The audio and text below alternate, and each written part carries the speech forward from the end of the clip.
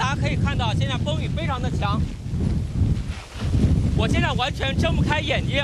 镜头前一片白茫茫，记者一开口就灌进雨水。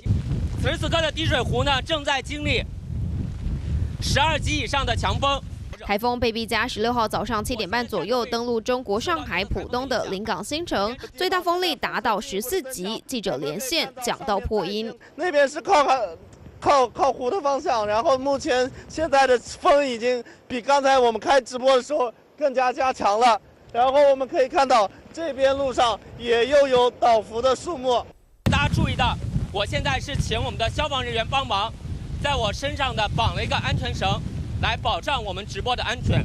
其实，在前一天，上海天空就已被染成一片粉色，发布台风红色预警，实施停课、停工等6停措施。上海中心125层的阻尼器也明显晃动，可见威力。贝碧嘉被称为时隔75年登陆上海的最强台风，所有航班取消，41万多人被安置，路树倒塌，市区一片狼藉。所原本是有一个灯箱，那么今天上午的这个强风呢，就导致这块灯箱现在完全是被跌落到了地面。中国气象单位警告，贝碧嘉持续深入内陆，浙江、江苏、安徽等地都将迎来风雨，提醒民众避免在强风豪雨时段外出。尤其紧接着第14号台风葡萄桑也生成，预估路线和贝碧嘉大同小异。中秋满月对中国沿海城市来说，恐怕难以好好度过佳节。